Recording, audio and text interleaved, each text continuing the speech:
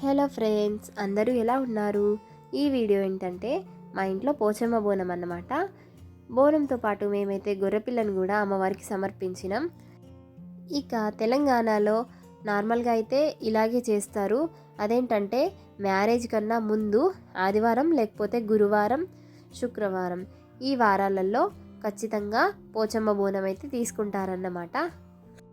ఊర్లలో ఖచ్చితంగా పోచమ్మ దేవుడిని అయితే కొలుస్తారు కదా ఫ్రెండ్స్, శుభకార్యాలకి ముందు. మా ఇంట్లో అయితే మా పిల్లలకి పుట్టు వెంట్రుకలు తీస్తారు కదా, సో అప్పుడు మేము వెమ్లవాడకు వెళ్ళే ముందు కూడా పోచమ్మ దేవుని దగ్గరికి వెళ్ళి కొబ్బరికాయ కొట్టయితే వస్తారు మా అత్తమ్మ. మా ఇంటి దైవము శ్రీ వేములవాడ రాజరాజేశ్వర స్వామి, అందుకని చెప్పేసి మేము వేములవాడలోనే పుట్టు వెంట్రుకలు తీస్తాము. ఇక మేము వేములవాడకు వెళ్ళి పుట్టు వెంట్రుకలు మా లక్కీబాబుకి ఎలా తీసామని చెప్పేసి ఒక వీడియో కూడా చేశాను. ఆ వీడియో నా ఛానల్లో ఉంది. ఇక ఇంట్లో బోనం వండిన తర్వాత అలాగా ఇంట్లో వాళ్ళందరం అయితే దేవుణ్ణి మంచిగా మొక్కి ఇదిగోండి ఇలా గుడికి అయితే బయలుదేరాము. గుడికి బయలుదేరినప్పుడు ఇలాగ మధ్యలో చెద్దర్లు వేసి చిన్నపిల్లని పడుకోబెడతారు కదా. ఇదిగోండి మా లక్కీబాబు ఎలా చూస్తున్నాడో. మా రత్న అయితే చాలా భయపడింది, ఏడ్చింది. ఇక అమ్మవారు చూడండి, నేనైతే పసుపు కుంకుమ వేస్తున్నాను అమ్మవారి మీద. సో ఇది 3 years బ్యాక్ వీడియో కాబట్టి అమ్మవారు ఇలా ఉన్నారు.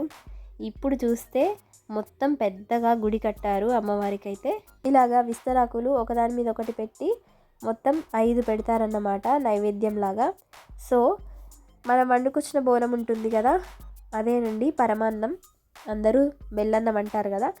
ఆ అన్నాన్ని ఇలాగా 5 ఆకులలో ఉంచుతారు. దాంతోపాటు పెరుగు కూడా వేస్తారు. దాంతోపాటు పుట్నాలు, బెల్లం అయితే పెడతారు.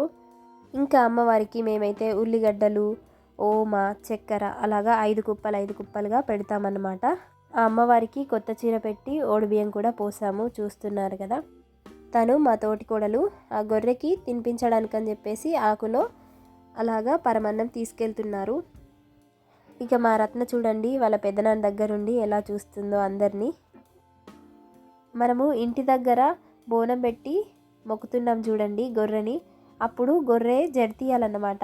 జడితీయకపోతే ఏంటంటే అమ్మవారికి ఏదో ఒక లోటు ఉందన్నట్టు. అంటే మనము చేసే పనిలో అయినా ఏదైనా చేస్తా అని మొక్కుకొని చేయకపోయినా ఆ గొర్రె జడితీయదన్నమాట.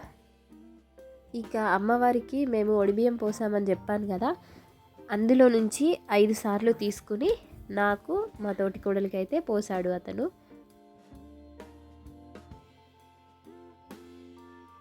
ఇక మేమైతే ఈ గొర్రె పొట్టేలు ఉంది కదా, దీనికి బొట్లు పెట్టాము, కళ్ళు పోసాము. ఇక ఆ తర్వాత నెక్స్ట్ ప్రాసెస్ ఏముంటుందో మీ అందరికీ తెలుసు కదా ఫ్రెండ్స్, అందుకని నేనైతే వీడియో తీయలేదు. ఇక ఆ అమ్మవారిని మంచిగా మనసులో తలుచుకొని అందరినీ చల్లగా చూడమని చెప్పి మొక్కుకొని అందరం అయితే ఇంటికి వెళ్ళిపోయినాం అన్నమాట. ఇదిగోండి ఇది చాలా పాత బావి. మనము పోచమ్మ గుడికి వెళ్ళేటప్పుడు అయితే ఇది కనిపిస్తుంది. రైట్ సైడ్ అయితే మా వాళ్ళ పాతిళ్ళు ఉండే అన్నమాట. ఇక ఈ గోడలు చూస్తేనే అర్థమైపోవాలి మీకు, మన పూర్వీకుల ఇల్లు మట్టితో కట్టుకున్నా కూడా ఎంత బ్రాండెడ్గా ఆగేదో.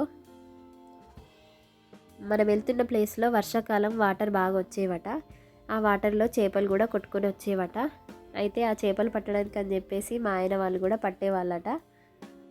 ఇదిగోండి ఇందులో గోడ కనిపిస్తుంది కదా, ఈ గోడ కనిపిస్తున్న ఇంట్లో ఆ కాలంలో పోలీసులు ఉండేవాళ్ళట. మళ్ళీ ఎప్పుడైనా వెళ్ళినప్పుడు నేను మంచిగా వీడియో తీసి చూపిస్తాను ఫ్రెండ్స్. వీడియో నచ్చితే లైక్ చేసి సబ్స్క్రైబ్ చేయండి. Thank you. వీడియో చేయడానికి టైం బాగా ఉందని చెప్పి అనుకునే లోపే నాకు జలుబైంది ఫ్రెండ్స్. నా వాయిస్ అందుకే ఇలా ఉంది. భయపడకుండా మంచిగా చూసినందుకు థ్యాంక్స్.